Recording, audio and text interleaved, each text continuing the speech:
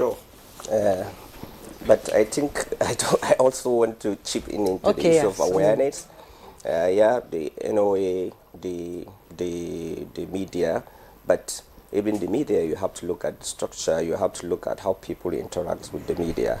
The local people in the northern part of the country, as for example, listen to radio. FM stations.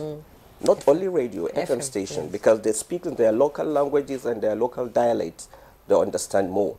And also, we have a huge number of social media influencers, which our youth, which is one of the target of the action plan, yes. to train the youth or to have a youth summit, something like that. Yes, the youth spends a lot of their time on the social media, and to capture them or to bring them into discuss, you need influencers that they listen to be part of this conversation.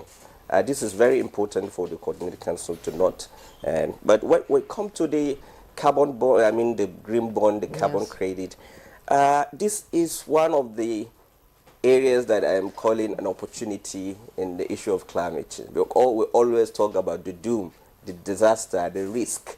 But when we're talking about bond, the green bond and carbon credit, this is an opportunity. It's a business opportunity that people can make money out of it. Let me give you an example of one of the Southeastern Asian country, I think specifically Malaysia. For the past 15, 20 years, I know they have this a policy that government workers, if voluntarily, if you want, you can have a private forest. You know, in Europe, they have this private forest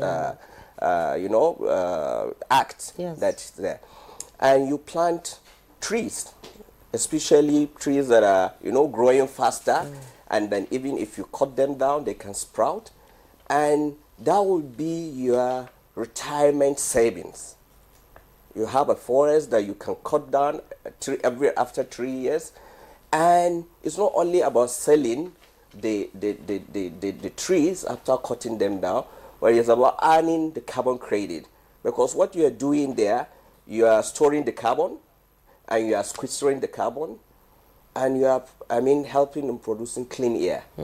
So you will, if we have the structure or the infrastructure in place for carbon credit, people will earn money from, having private forests, which that is what we want, people to take ownership of, in fighting, climate change.